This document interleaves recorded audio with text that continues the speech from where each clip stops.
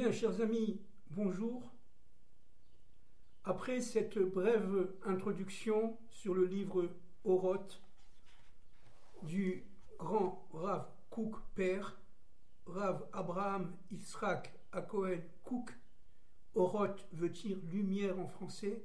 C'est un livre extrêmement intéressant, évidemment, extrêmement important même. C'est la traduction de Oroth en français avec le commentaire du Rav Adiner, qui est un de mes maîtres, bien entendu.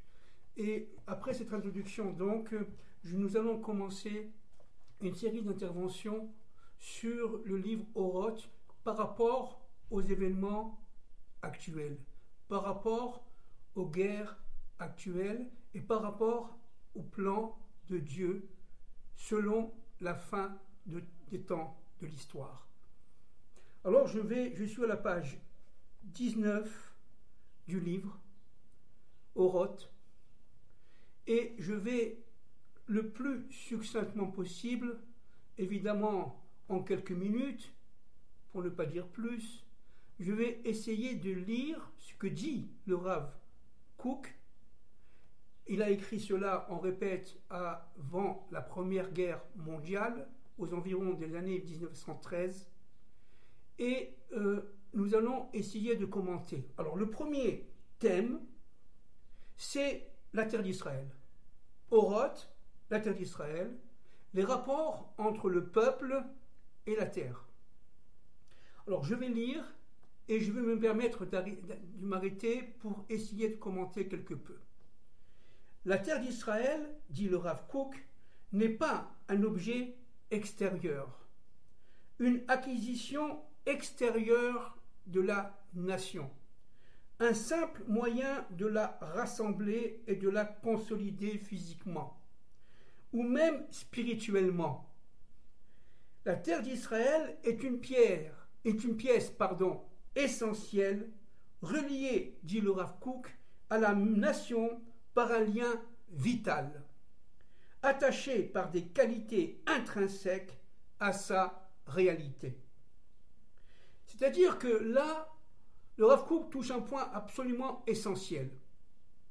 D'abord, ici, il ne s'agit pas de matérialité, il ne s'agit pas aussi même de spiritualité, il s'agit carrément de quelque chose d'essentiel, ontologiquement fondamental. La terre d'Israël est une terre qui correspond dans un couple à l'épouse.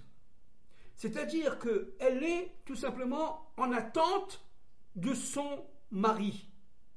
Le mari étant le peuple d'Israël, telle est la volonté de Dieu dans la Torah d'Hachem.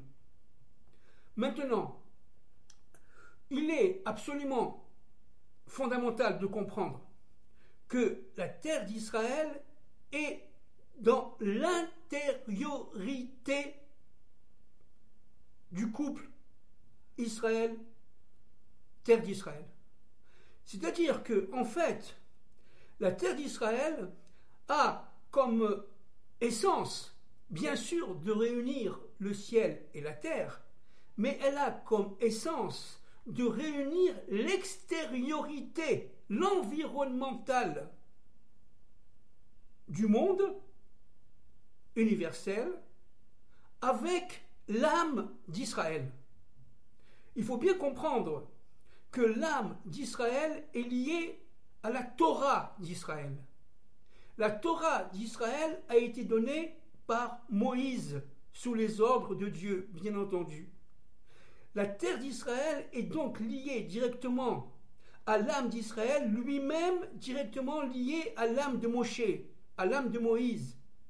Moïse est le Messie premier et le Messie dernier. Moïse est cette âme qui a reçu, et c'est la seule âme qui est capable de recevoir la Torah. Il y a une sorte de unification entre la Torah et l'âme de Moïse, la Neshama. C'est-à-dire qu'en fin de compte, cette Neshama de Moïse est intimement liée à la terre d'Israël. Parce qu'elle fait un avec la Neshama, avec l'âme collective du peuple d'Israël de retour sur sa terre. Il faut bien comprendre une chose. C'est que la terre d'Israël est comme toutes les terres, mais particulièrement la terre d'Israël, est un être vivant. Et comme tout être vivant, il a une extériorité et une intériorité.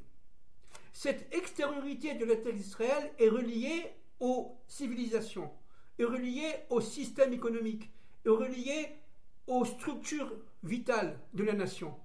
L'État, la justice, le social, l'économique, les rapports humains, tout ce qui fait une nation, le gouvernement, la police, etc., etc. Mais la terre d'Israël a une particularité propre, c'est que sa neshama, son intériorité, est directement reliée au peuple d'Israël, lui-même directement relié à Dieu, à Hachem. C'est-à-dire qu'en fait, lorsque on vit en terre d'Israël pleinement, pas on vient quelques jours en vacances, parce que là, ça ne suffit pas. Il faut pénétrer dans son intériorité la terre d'Israël. Et à partir de ce moment-là, nous allons être complètement transformés, dit le Rav. Parce que, je répète, la terre d'Israël est une pièce essentielle qui est reliée à la nation par un lien vital. C'est quoi ce lien vital? Ce lien vital, c'est le lien entre la neshama de la terre d'Israël et la neshama collective d'Israël, elle-même reliée aux neshamot individuels. Un juif qui est en exil est un juif qui est dans l'extériorité du monde. Alors il va pouvoir peut-être se développer, il va pouvoir peut-être grandir, il va pouvoir peut-être croître, il va pouvoir vivre pleinement, mais il ne vivra pas avec son intériorité, parce que son intériorité lui a été cachée. Il vivra ce que vivent les nations. Et au mieux, s'il est religieux à Paris ou à New York, il vivra dans la Gemara, il vivra dans le Talmud, il vivra tout ça. C'est juste, c'est parfaitement juste, mais c'est en fait, par rapport au retour d'Israël sur sa terre, c'est encore exilique, c'est encore l'exil, c'est encore insuffisant. N'oublions pas que Dieu nous a mis en exil d'abord pour nous punir, c'est-à-dire pour nous dire d'aïe. Vous ne pouvez pas vivre en terre d'Israël si vous êtes, chas v'shalom, que Dieu nous en préserve, idolâtre. Vous ne pouvez pas vivre en terre d'Israël si vous vous chamaillez les uns les autres. Vous ne pouvez pas vivre en terre d'Israël si à chaque instant vous faites du lachon hara. Il y a des règles. La terre d'Israël, c'est votre épouse, dit Dieu à Israël. C'est ton épouse. Si tu ne la respectes pas, elle te jette. Elle te jette. Ça veut dire elle va vomir. Mais il faut bien comprendre que lorsque on vit en Eretz Israël et on mange les fruits, on mange les légumes de la terre d'Israël, à partir de ce moment-là, qu'est-ce qui se passe? Il se passe que les forces qui sont dans ces fruits et ces légumes rentrent en nous. Et à partir de ce moment-là, c'est une nourriture matérielle qui devient pleinement spirituelle. Parce que chaque légume, chaque fruit d'Eretz Israël a une lumière spéciale, spécifique, qui correspond à la neshama de la terre d'Israël. Et ça, le Rav Kook dit un point ici absolument fondamental. L'exil, c'est la non-capacité de comprendre notre propre intériorité. C'est de vivre tout simplement dans des fantasmes, dans une rêverie, dans des mondes qui sont tout simplement, certes jolis, certes beaux, certes combatifs, tout ce que vous voulez, bien sûr, mais qui ne sont pas essentiels. D'où l'importance, dit le Rav Kook, du retour en Eretz Israël. La terre d'Israël est une terre de vie. Qu'est-ce que ça veut dire?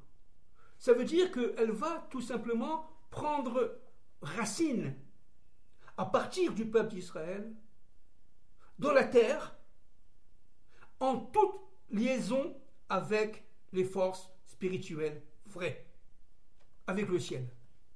La terre d'Israël est une terre qui fait le lien entre le ciel et la terre.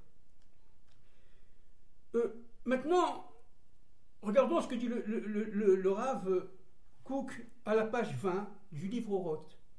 La conception de la terre d'Israël comme simple facteur extérieur destiné à assurer le rassemblement de la nation, même si elle vise à renforcer le caractère juif en exil, à maintenir son authenticité, à raffermir la foi et la crainte de Dieu et à fortifier la pratique des mitzvot comme il convient, ne produit pas d'effet durable, car c'est une base fragile comparée à la puissance de la sainteté de la terre d'Israël. C'est-à-dire qu'en fin de compte, si on pense que la terre d'Israël est un facteur extérieur, externe à la personnalité propre du peuple d'Israël, alors on rentre dans une faute, dans un piège, dans une Égypte, dans un rétrécissement de la pensée et de l'action et de la vision intérieure.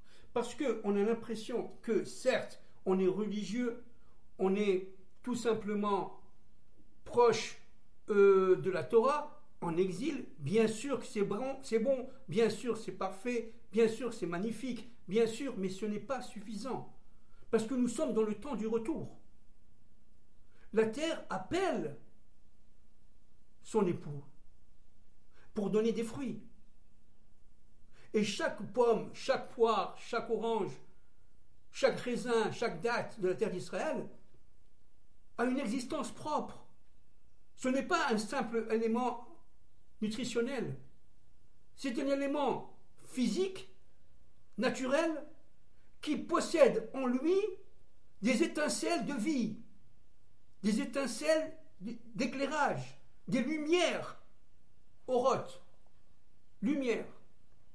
Et chaque fois que nous mangeons, c'est pour ça qu'on fait les prières sur les fruits d'Israël, les 7 fruits d'Israël. Chaque fois que nous mangeons un fruit d'Israël, on doit faire la prière. Pourquoi? Pour faire ressortir du fruit d'Israël la lumière qui lui est intégrée. Vous savez, il y a un de mes maîtres un jour qui m'a raconté une histoire incroyable. Il y a quelques dizaines d'années, peut-être même une centaine d'années, une femme en Irak, juive, a mangé une date. Et après l'avoir mangée, elle s'assoupit, elle s'endort, et voilà, lui vient en rêve une voix qui, tout simplement, représente la date. Et lui dit, voilà, je suis la date que tu as mangée, je te remercie de m'avoir mangé, parce que mon âme, mon nefesh était enfermé dans cette date. Je ne pouvais pas m'en sortir. Grâce à toi, maintenant que je suis en toi, je vais pouvoir m'en sortir et sortir dans le monde et dans les autres mondes. C'est-à-dire qu'en fin de compte, manger est un acte spirituel, fondamental. C'est pour ça qu'il nous est interdit de manger n'importe quoi, nous, Hébreux, nous, Juifs. Parce que, tout simplement, ça brouille les cartes, ça brouille la vision intérieure, ça coupe le lien entre l'extériorité et l'intériorité. Si on mange du porc ou si on mange toutes sortes de choses qui nous sont interdites. Parce que, tout simplement, l'âme qui est inclue dans, par exemple, la viande de porc, est une âme qu'on appelle le nefesh béhémi, une âme animale. Et si on mange du porc, on reconstitue, on renforce notre âme animale. C'est pas ce que veut Dieu. Ce que veut Dieu, c'est que, bien sûr, on utilise notre âme animale, mais pour la spiritualiser, pour l'élever, passer du Nefesh à Béhémi au Nefesh à Eloki, c'est-à-dire l'âme animale à l'âme animale, mais toujours supérieure, et cela à l'infini. Il nous faut évidemment fuir notre propre animalité, qui est naturelle, mais que nous, on doit fuir. Et ça, c'est un ordre de Dieu. D'où les brachot, toutes les prières que l'on fait. Alors, regardez, c'est très intéressant, regardez ce que dit le Rav. Le renforcement authentique du caractère juif en exil ne viendra que de la profondeur de son ancrage à la terre d'Israël. Et c'est de l'espérance de la terre d'Israël qu'il tirera toujours ses traits spécifiques. L'attente de la délivrance, dit le Rav Kook, est la force qui soutient le judaïsme de l'exil et le judaïsme de la terre d'Israël et la délivrance elle-même. Ça veut dire quoi? Ça veut dire qu'en fin de compte, attention, tout ce que nous faisons au niveau spirituel, au niveau de la Torah en exil est juste. Bien entendu, c'est juste. Mais seulement, c'est une Torah qui ne nous permet pas de nous délivrer. C'est une Torah en attente. De quoi?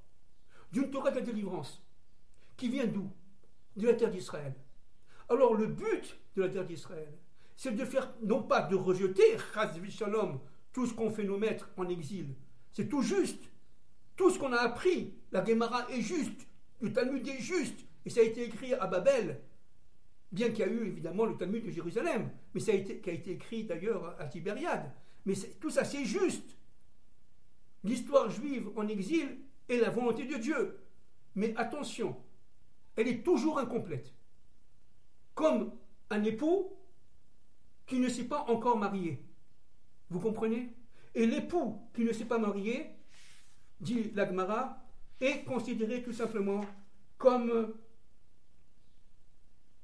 impossible de comprendre le Dieu d'Israël.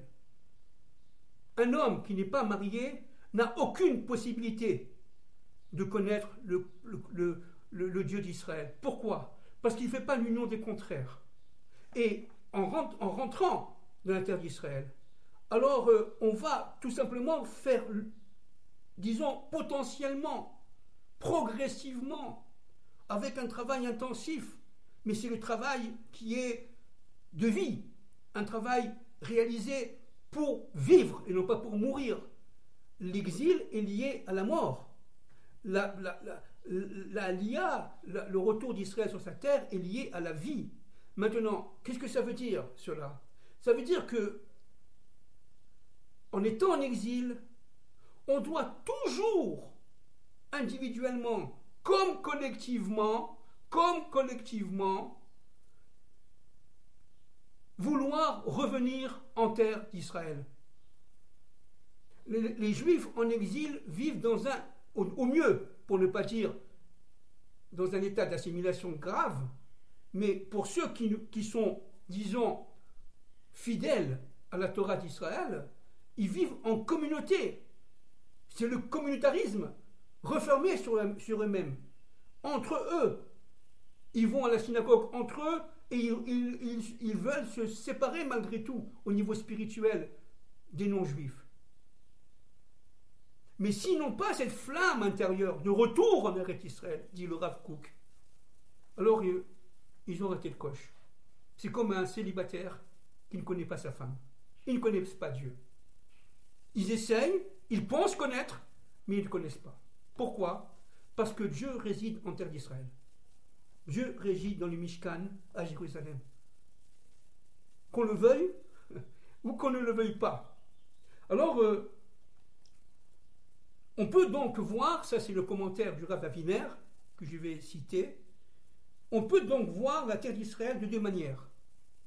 Soit comme un moyen de renforcer la nation et de la sauver des émeutes, dit le Rav Aviner, et des pogroms de l'exil, soit comme un besoin vital et organique.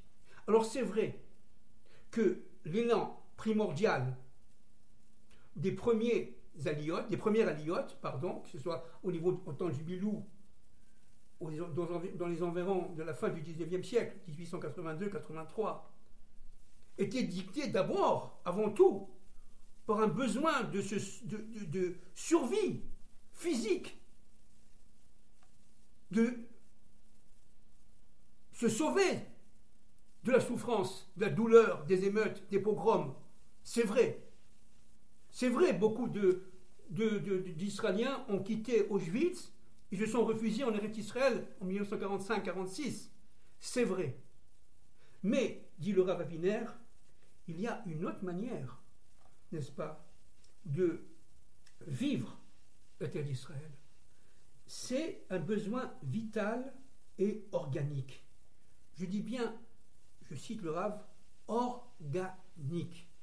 C'est-à-dire qu'elle est en nous, elle est dans nos organes, la terre d'Israël est dans notre cœur, elle est dans notre propre Mishkan,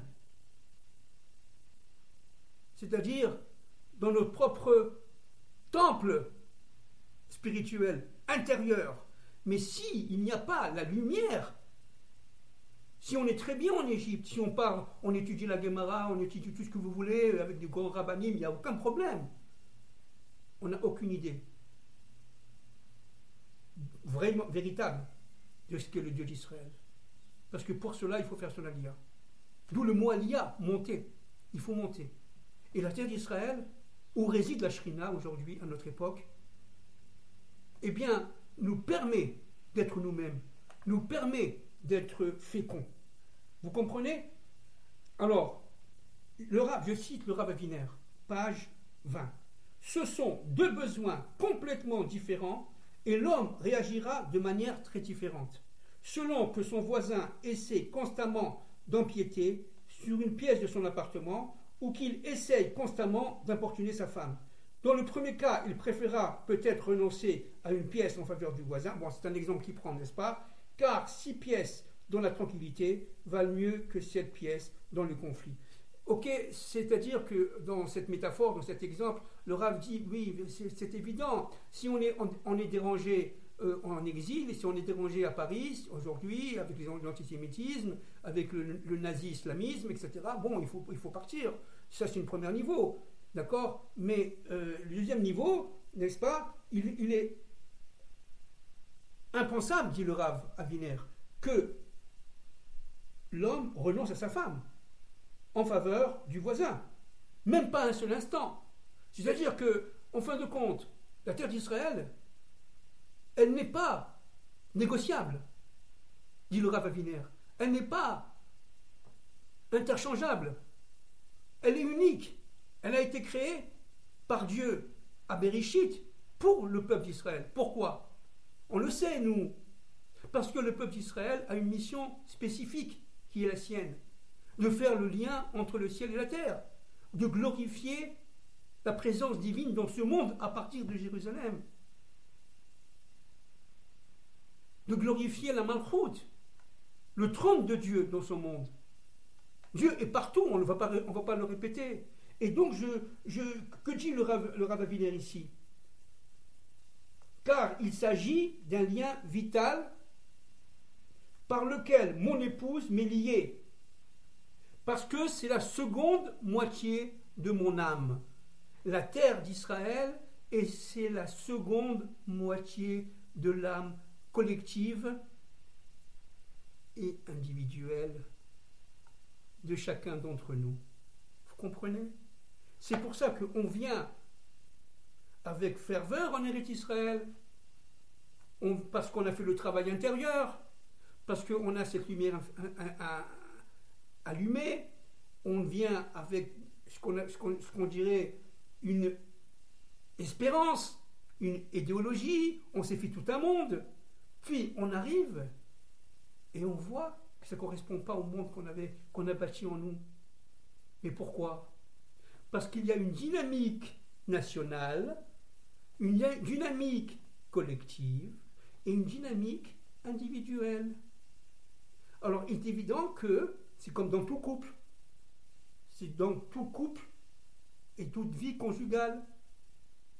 C'est-à-dire que lorsque moi, je suis arrivé à ma propre finalité, j'ai réussi à faire l'union entre mes contraires, mon extériorité de médecin, d'économiste, de menuisier, de boucher, de ce que vous voulez, et mon intériorité d'hébreu. À partir de ce moment-là, dans le meilleur des cas, je monte en terre d'Israël. Mais la terre d'Israël, elle a sa propre vie, elle a sa propre dynamique, elle a sa propre histoire, elle a sa propre extériorité. Elle fait partie du plan de Dieu, mais le rythme d'évolution de la nation d'Israël en terre d'Israël n'est pas le même forcément que le vôtre. Donc on est surpris et on est même déçu, souvent. Il y en a même qui retournent en galoute parce qu'ils n'ont pas cette force de persuasion, cette force de vision qui dit mais attends, moi je suis arrivé à mon monde, mais attends, prends du temps. La nation n'est pas encore arrivée à mon niveau. Il y a un temps individuel et un temps collectif. Je parle de ça dans le meilleur des cas. Dans le cas où moi j'ai fait mon travail intérieur, bien sûr. Malheureusement, beaucoup de juifs, notamment des juifs de France, qui ont cette lumière intérieure, qui sont très sionistes, tout ce que vous voulez, mais qui n'ont pas forcément la prise de conscience de leur propre intériorité, de leur propre identité, vraiment. Ils se sentent juifs, ils se sentent peut-être même israéliens, etc. Mais quand ils arrivent ici, ils voient qu'il y a un écart entre le monde qui était intériorisé en eux et la réalité.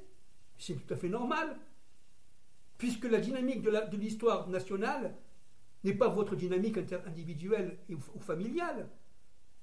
Alors pourquoi on vient? On vient tout simplement pour progressivement attendre, recevoir la dynamique nationale, de manière à arriver à faire la jonction entre la nation et l'individu. Chacun à son niveau. C'est ça le but de l'Aliyah. C'est pas j'étais médecin en France, ou j'étais avocat en France, voilà, je veux absolument être avocat ici, ou à la limite, je fais quelque chose de différent, mais je pense à ma carrière, à ma truc. C'est bien, mais c'est pas suffisant. Que nous demande Dieu? C'est les Mouna. Attends, tu es venu en Eretz Israël, c'est très très bien, c'est fondamental puisque j'y suis. Maintenant, suis-moi. Doucement, doucement, progressivement, sans aucune panique, sans aucun désir de retour en Égypte. Et confiance en moi, dit Dieu à l'individu qui fait son aliyah. Doucement. Ton rythme, c'est pas forcément le rythme de la nation. Alors, intègre-toi dans la nation au niveau extérieur, pour la parnassa, etc. Mais pour la langue, étudie l'hébreu, apprends à parler l'hébreu, apprends évidemment à connaître l'autre, évidemment, les 10 commandements et tout le reste, toute la halachot, mais ça ne suffit pas. Regarde ce qui se passe. Il y a à l'intérieur de la nation d'Israël une vie secrète qui a été, si vous voulez, comment dirais-je, épouvantablement, qui a ressurgi épouvantablement le 7 octobre 2023, ce terrible jour de Simchat Torah et de Shmini Atzeret, où plus de 1400 des nôtres ont été tués dans des conditions absolument inhumaines, je dirais même plus qu'animales, monstrueuses. Pourquoi Dieu a fait ça? C'est pour nous dire, attends, regarde où on est arrivé. Le peuple est en train, tout simplement, de sortir de sa propre Égypte. Et je viens pour le réveiller. C'est le chauffard de la délivrance. Mais il faut vivre ça.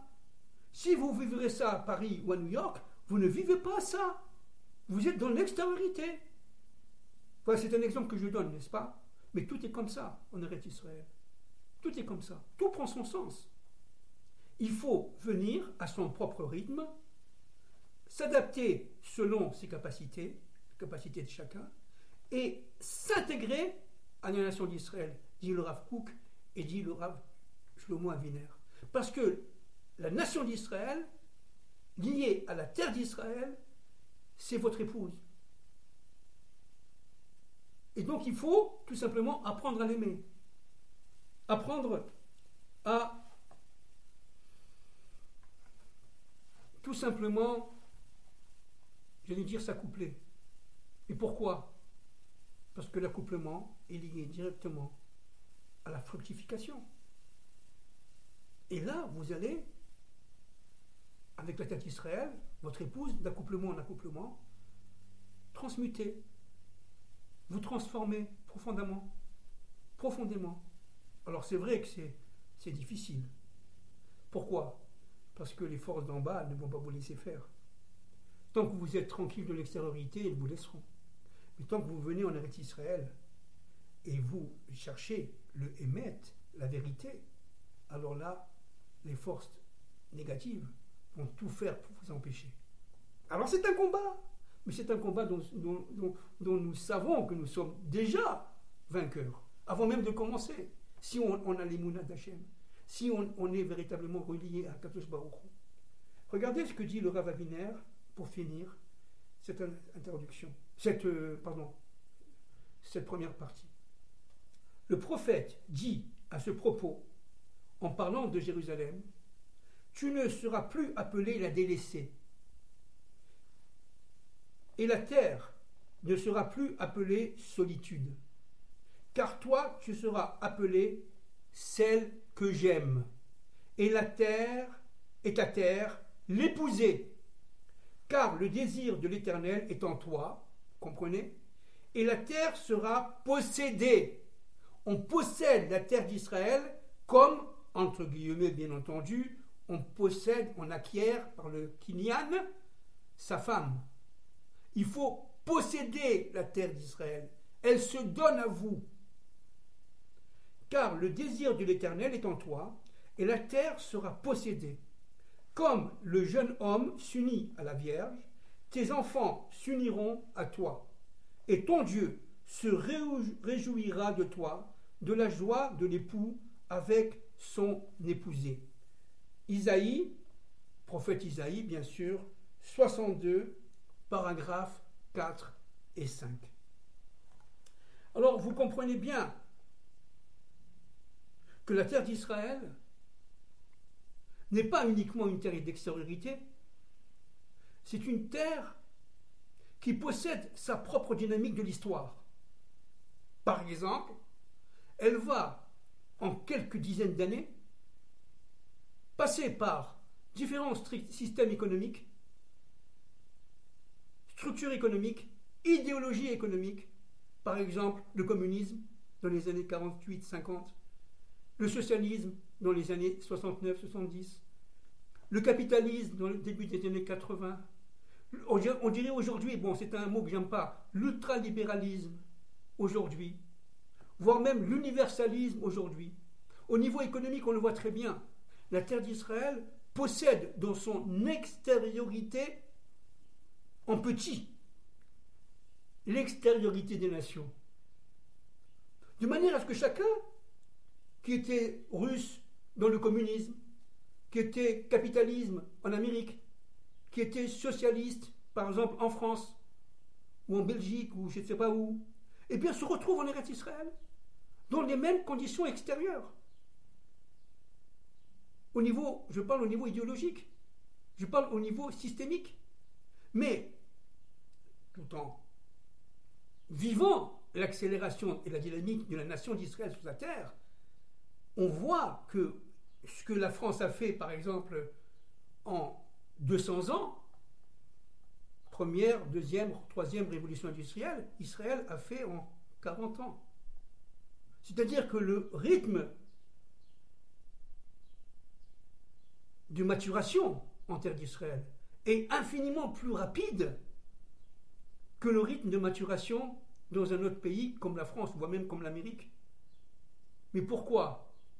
Parce que tout simplement Israël, dans son intériorité, a fait partie d'un plan divin qui est celui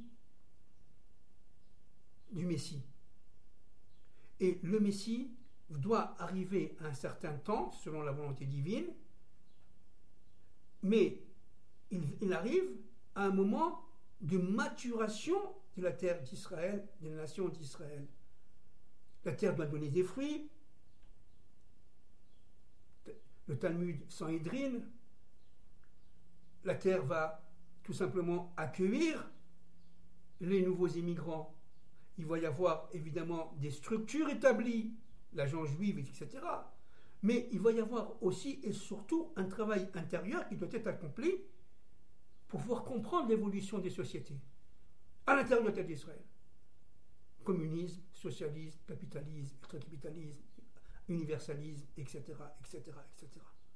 Et c'est vrai en économie, c'est vrai en sociologie, c'est vrai en médecine, c'est vrai en histoire, c'est vrai en menuiserie, c'est vrai en tout ce que vous voulez. C'est pour ça que la terre d'Israël rend les gens intelligents. Et ça, les nations ne peuvent pas le comprendre, bien entendu. On n'a plus rien à voir, nous les Hébreux qui vivons en terre d'Israël, avec les Juifs exilés qui sont encore, certes, très doués, tout ce que vous voulez, mais qui sont en exil. Pourquoi ? Parce que nous, on arrive à être parmi les premiers au niveau national. On est pratiquement les premiers en médecine, les premiers, regardez ce qui se passe au niveau militaire.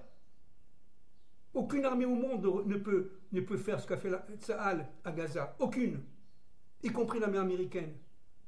L'armée américaine a pendant 9 mois combattu en Irak pour pouvoir détruire les islamistes de cette époque-là, Al-Qaïda.